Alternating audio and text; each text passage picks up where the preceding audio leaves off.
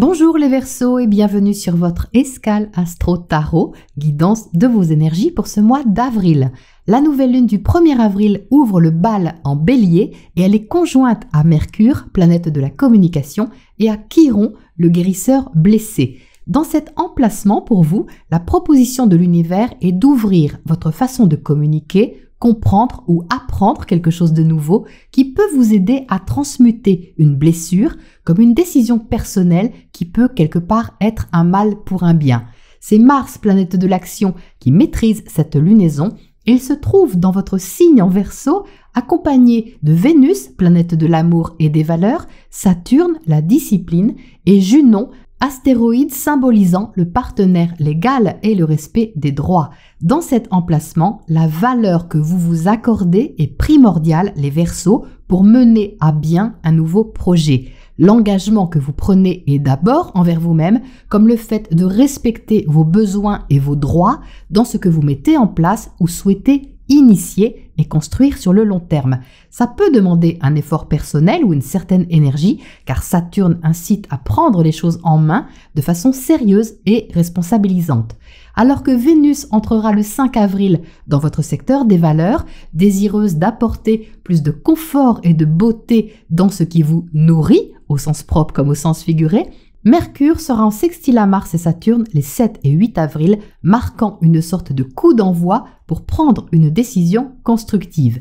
Le 10, il passera toutefois au carré de Pluton, vous aurez peut-être à vous affirmer davantage et à transmuter ce qui peut vous inquiéter intérieurement, mais l'envie de renouveau devrait vous tirer vers le haut et vous aider à relativiser. Mercure entrera ensuite en Taureau à partir du 11, vous incitant à réfléchir posément et communiquer davantage au sein de votre foyer ou sur des questions d'ordre privé. Le 12, la conjonction Jupiter-Neptune aura lieu en Poisson. C'est un événement céleste qui a lieu une fois tous les 12 ans, donc c'est un rendez-vous important qui peut soulever une question matérielle ou professionnelle pour vous avec plus d'ampleur. Vous pourriez vous tourner vers une nouvelle façon de gagner votre vie ou de nourrir vos aspirations suivant un idéal qui vous convient mieux. Le même jour, le sextile du Soleil à Saturne pourrait faciliter une première mise en place de ce qui s'impose à vous, comme un encouragement à tester concrètement une nouveauté auprès des autres ou de l'autre. La pleine lune du 16 avril dans l'axe Bélier-Balance sera en carré à Pluton, vous incitant à braver vos peurs ou attachements pour vous libérer et rendre accessible un projet. Tout ne sera peut-être pas réalisable d'un coup, mais vous pourriez ressentir un soutien pour aller de l'avant. Mars et Vénus, les deux maîtres de cette pleine lune, seront tous les deux en Poisson, vous aidant à vous investir avec plus de volonté pour stabiliser quelque chose. Vénus sera le lendemain en bel aspect à la conjonction Mercure-Uranus en Taureau, un soutien familial ou venant de votre clan pourrait être libérateur et vous permettre aussi d'éclaircir une question concrète. Le 19, le Soleil sera en carré exact à Pluton, donc ce qui aura été décidé sur la pleine lune pourra pleinement s'exprimer à cette date ou franchir une étape pour rompre avec ce qui vous maintenait un peu dans le passé. Ça peut être simplement des exigences que vous aviez envers vous-même, les Verseaux, par exemple. Le Soleil entrera alors dans votre secteur du foyer, de votre cocon, illuminant la façon dont vous prenez soin de vous et de ceux que vous aimez plus que d'habitude. C'est en même temps votre façon d'être en relation avec les vôtres que vous regarderez de plus près. Entre le 23 et le 30 avril, Mercure apportera plus d'échanges autour des questions d'ordre familial ou privé. Les sujets de conversation peuvent aussi prendre plus d'ampleur sur des questions sensibles auxquelles vous attachez une certaine importance en tout cas. Enfin, Vénus sera en conjonction à Neptune en Poisson le 27, vous invitant à nourrir vos idéaux et à vous faire du bien. Ça peut être une dépense envers quelque chose d'apaisant pour vous ou plus symboliquement les moyens que vous vous donnez pour apporter plus de beauté dans votre vie. C'est donc un mois axé sur une implication très personnelle en tout cas, comme un élan à structurer. Voilà les Verseaux pour votre météo astro et on regarde tout de suite votre tirage pour les précisions. Alors les Verseaux, l'empreinte de la nouveauté est très présente dans votre tirage. C'est normal parce que la nouvelle lune est en Bélier, ça c'est pour tout le monde, mais le maître de cette nouvelle lune, Mars, est dans votre signe, donc vous êtes personnellement concerné par quelque chose de relativement nouveau à initier, à tenter et à construire en même temps. Vous entrez dans le tirage avec le fou, donc ça, le fou, c'est vraiment une nouvelle aventure, un nouveau chemin dont vous ne connaissez rien. Ou en tout cas, pas grand-chose, à part que peut-être ça vous attire irrésistiblement, ça vous tente, peut-être que ça vous amuse avec le page de bâton à côté, même si vous pouvez vous sentir relativement débutant ou inexpérimenté avec ce page pour prendre cette direction, quelle que soit la façon dont vous le faites. Ça peut être au travers d'une activité professionnelle, au travers d'une nouvelle relation ou toute autre situation qui a un petit peu goût d'inconnu pour vous, mais qui de toute façon est là comme une proposition de l'univers à vous lancer, à prendre un risque d'une façon ou d'une autre. Vous êtes en dessous avec le 2 de coupe et ça c'est votre attitude. Et là on retrouve la présence de Vénus qui est également dans votre signe au moment de la nouvelle lune. Donc elle va laisser son empreinte sur tout le mois, même si elle passe ensuite en poisson. Mais en entrée de jeu, elle est dans votre signe. Et donc vous voyez, on voit le sigle ici de Vénus qui confirme bien ce que je disais à l'instant. C'est-à-dire que la valeur que vous vous accordez, les Verseaux, va être très importante. Je ne parle pas ici de gonfler le poitrail ou quoi que ce soit, c'est pas du tout ça. C'est le fait de respecter aussi vos besoins, vos goûts et la relation que vous avez à vous-même. Ça, c'est Vénus, mais c'est aussi Junon, l'astéroïde qui se trouve aussi dans votre signe. Donc là, on voit bien, vous voyez que cette connexion à vous-même, elle est très importante, comme si vous étiez, les Verseaux, votre plus belle alliée sur ce cycle lunaire. Ça ne veut pas dire que vous ne pouvez pas avoir des connexions avec les autres ou avec quelqu'un en particulier, bien au contraire, mais ça veut dire que c'est en partant de vous, en étant en harmonie avec vous-même, en accord profond avec ce que vous montrez, avec ce que vous faites ou avec ce que vous êtes, que ça peut attirer justement naturellement les autres d'une façon qui est soit affective, émotionnelle ou plus concrète dans certains cas. Donc cet engagement envers vous-même, c'est le respect de ce que vous aimez faire et de la valeur aussi que vous accordez à quelque chose que vous aimez. Ça peut être une passion, ça peut être une activité que vous aimez. Mais c'est en tout cas la récupération de votre pouvoir personnel qui n'est pas égoïste, mais qui est le fait d'honorer ce qui vous apporte de la joie, du plaisir, pour pouvoir ensuite le partager. Donc ça, c'est très très beau. Au centre, vous avez le 6 de bâton. Au cœur de vous, c'est ce qui vous motive, les Verseaux. C'est un peu l'énergie générale centrale pour vous sur cette lunaison. Et avec le 6 de bâton, on a ici de l'énergie, de la confiance, de la joie et une sensation de réussite, de victoire et de confiance. Donc vous pouvez avoir une certaine fierté qui est intérieure à peut-être vous lancer dans quelque chose que vous aimez ou à montrer une partie de vous qui est belle justement, qui peut être partagée ou exposée, on va dire. Ça peut être artistique aussi avec Vénus, pourquoi pas, mais c'est en tout cas une qualité que vous avez. Donc cet atout que vous avez, qui est soit artistique, soit relationnel, mais qui en tout cas génère une sorte de beauté, une sorte de confort et de douceur, vous apporte intérieurement une certaine satisfaction parce que quand vous faites ce que vous aimez, eh bien vous êtes dans une sorte de réussite intérieure, un contentement qui est ressenti complètement légitime parce que relié à la joie et relié à l'amour d'une façon ou d'une autre. Donc on a quelque chose ici qui est assez léger, peut-être joueur ou ludique dans certains cas, mais c'est pas pour ça que ce n'est pas sérieux et que ça ne demande pas une certaine patience en même temps. Ça, c'est la présence de Saturne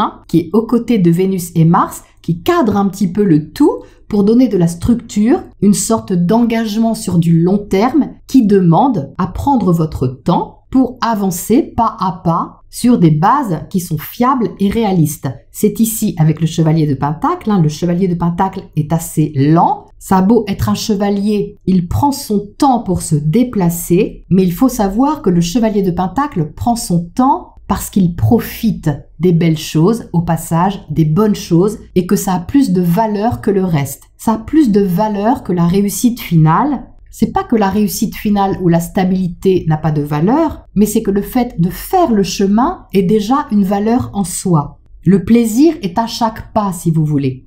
Donc il y a un éloge ici au plaisir simple de faire ce que vous aimez ou de vous ouvrir à l'autre d'une façon qui est naturelle et plaisante pour vous, où vous pouvez en même temps savourer quelque chose ou profiter de quelque chose qui est bon pour vous. Donc le défi les Verseaux, c'est de ne pas vous en demander trop et de ne pas endosser un costume qui ne vous va pas ou qui n'est plus à votre taille. Je vous dis ça parce que vous avez le roi de bâton ici qui est inversé dans votre sphère privée et qui correspond aussi à vos racines, à votre passé. Je ressens ce roi de feu comme quelque chose d'assez exigeant et peut générer comme ça une sorte de pression intérieure que vous avez à transmuter. Ce roi de feu, ça peut être quelque chose du passé qui est encore marqué à l'intérieur de vous. Peut-être une responsabilité que vous avez envers quelque chose ou envers quelqu'un. Peut-être des responsabilités familiales, c'est possible aussi. Donc ça ne veut pas dire évidemment de lâcher vos responsabilités familiales, mais de laisser une place aussi à quelque chose de plus léger, comme une soupape de liberté qui fait que vous pouvez vous épanouir et explorer de nouvelles pistes, tenter de nouvelles expériences qui vous font sentir vivant, qui vous font sentir vibrant. Donc avec ce roi de feu inversé, vous pourriez ressentir, si vous vous laissez happer par le bas, une certaine frustration à ne pas faire tout ce que vous souhaitez. Parce que le roi, c'est la carte la plus haute, donc c'est la maîtrise, c'est la maîtrise de l'action, la maîtrise de vos passions et le fait d'être complètement indépendant, libre et autonome dans ce qui vous motive et ce qui est aussi votre spécialité. Mais le fait qu'il soit inversé, et surtout à côté de l'ermite, vous invite à regarder ça de plus près pour vous demander justement si vous n'avez pas accordé trop d'importance à sécuriser peut-être quelque chose au détriment d'une expérience que vous souhaitiez tenter. Et cet ermite ici, il vous demande d'avoir du discernement, de la sagesse et de faire la lumière sur le rôle que vous avez au niveau de votre confort intérieur, au niveau de votre sphère privée, peut-être familiale, mais plus symboliquement au niveau de ce que vous nourrissez en vous comme feu. Donc, comme je le disais en intro, vous ne pourrez peut-être pas tout faire, mais vous pourrez peut-être faire un premier pas pour rendre un projet accessible ou tout du moins en prendre la direction d'une façon plus accessible. Et ça demande une certaine implication, ça demande un certain sérieux parce qu'on a l'empereur ici de l'autre côté dans le secteur relationnel, mais il faut savoir que l'empereur est aussi très stabilisant. Vous pouvez ici compter sur quelque chose ou compter sur quelqu'un. C'est comme si vous déplaciez un petit peu la responsabilité de quelque chose pour vous permettre de construire un projet, une relation ou une situation de façon plus équilibrée aussi. J'ai une sensation de basculement un petit peu. Donc l'empereur est un bâtisseur, un constructeur. Il est entreprenant. On a ici, vous voyez, le sigle du bélier. Donc on retrouve bien l'énergie concernée sur cette nouvelle lune. Mais ici, c'est prometteur et constructif, puisque de toute façon, vous êtes avec le 2 de coupe dans une volonté d'échange, d'harmonisation de quelque chose et de découverte, quoi qu'il en coûte. Donc il n'y a pas de mise en danger pour autant, les Verseaux, puisque vous y allez avec prudence. Déjà avec ce chevalier de Pentacle qui avance lentement, mais aussi avec le page de bâton tout en haut, qui est au début de quelque chose. Donc je vous rassure, vous n'êtes pas parti pour faire n'importe quoi évidemment, mais pour vous donner une chance d'explorer une piste qui est stimulante pour vous et que vous voulez certainement développer sur du long terme. Ici vous avez le magicien. Donc le magicien confirme également un nouveau départ. On a vraiment ici deux cartes de nouveauté. Donc quelle est la différence entre les deux? Il y en a une, elle est très subtile, mais il y en a une. Le fou, c'est le fait de prendre un risque sans vraiment savoir ce que ça va donner au final. Mais le magicien, lui, il part avec des billes. Il est aussi dans la découverte, l'expérimentation et un chemin relativement nouveau. Mais lui, il a des outils sur sa table. C'est-à-dire qu'il fait avec ce qu'il a. Vous faites avec ce que vous avez, les Verseaux, en talent, en potentiel, en qualité, en moyens. Vous pouvez faire avec les moyens du bord si on veut, même si ce sont des petits pas pour commencer, mais vous pouvez commencer quelque chose. Vous pouvez tester, vous pouvez tâter le terrain si vous voulez. Donc c'est une nouvelle aventure qui demande une certaine implication, mais qui semble vous motiver, les Verseaux, et vous apporter de la joie, de la confiance et une forme de plaisir si vous ne vous auto-sabotez pas avec ce roi de feu inversé. Mais c'est pas le but, les Verseaux. Le but, c'est de transmuter justement une forme de blessure avec cette conjonction à Chiron. Et le fait de regarder bien en face avec l'ermite ce qui vous consume, mais pas forcément de la bonne manière, va permettre de renverser la vapeur et de partir ou repartir d'un bon pied pour retrouver de l'élan et une certaine motivation dans votre vie et vos relations. Alors, qu'est-ce qu'on a pour éclairer ce tirage sur ce roi de feu inversé ici en bas? Parce que je vois bien que ça lui plaît pas d'avoir la tête en bas. Alors, qu'est-ce qu'il nous dit ce roi de feu? Alors, on a le savoir. Donc ça me parle d'un manque de confiance, les Verseaux. C'est la précision que ça apporte avec cet ermite. C'est tout à fait paradoxal parce qu'au cœur de vous, vous avez cette joie, vous avez cette confiance, une satisfaction à aller vers une direction qui vous plaît, mais au niveau du passé, c'est comme si vous aviez une voix peut-être un peu paternaliste, un peu critique, qui mettait un peu en doute vos compétences, votre culture, votre niveau d'études, peu importe. Donc vous pourriez avoir la sensation un peu insidieuse que vous n'en savez pas assez, que vous n'êtes pas assez expérimenté ou que vous n'avez pas assez compris certaines choses pour avancer ou prendre un risque. Mais ça, c'est pas forcément la réalité, les Verseaux. C'est ce qu'il y a justement à guérir, c'est ce que vous avez ici à éclairer pour rendre justement accessible l'expérience et ne pas mettre la barre trop haut s'il n'y a pas lieu de la mettre si haut. Parce qu'il y a de l'ambition avec le roi de feu. Alors il y en a aussi avec l'empereur, mais l'empereur cherche plutôt la sécurité alors que le roi de feu cherche plus de prestance, si vous voulez, plus de reconnaissance. Donc là, il y a un petit truc à dénouer. C'est pas bien méchant à mon avis. Ça ne va pas prendre le pas sur le reste qui va vraiment souffler un vent de liberté et de renouveau. Ça me semble quand même assez mineur par rapport à tout ce qui vous tire vers le haut ici. Alors, qu'est-ce qu'on a à côté de cet empereur là? Dans le secteur relationnel, on a quand même quelque chose de constructif là, les Verseaux. Qu'est-ce qu'il nous dit cet empereur? Ah ben, on a à nouveau la victoire là. Mais ça, c'est la victoire d'une étape, les Verseaux. Donc la précision ici, c'est vraiment d'y aller graduellement, étape par étape, pour à chaque fois ressentir justement les encouragements successifs que vous allez avoir. C'est ça qui va renforcer votre confiance en vous et qui va vous aider justement à gravir une marche à chaque fois vers ce que vous expérimentez ici. Il y a des amis sur le chemin, il y a du soutien ici, du soutien relationnel, des encouragements, et c'est vraiment à ça que vous êtes invité à vous connecter. C'est pas vraiment de le rechercher, parce que la recherche ici, elle n'est pas extérieure, elle est ici dans votre connexion à vous-même, l'engagement que vous prenez envers vous-même, mais ça va vraiment attirer naturellement, je dirais, ce que vous avez besoin de structurer en quelque sorte pour continuer à évoluer avec cette motivation qui est ici. C'est joli ça, dites donc. Alors qu'est-ce qu'on a comme oracle conseil pour terminer les Verseaux? On a le voyage. Donc ça parle d'aventure, ça parle de découverte. On retrouve ici l'essence du fou et du magicien, mais surtout du fou, je dirais.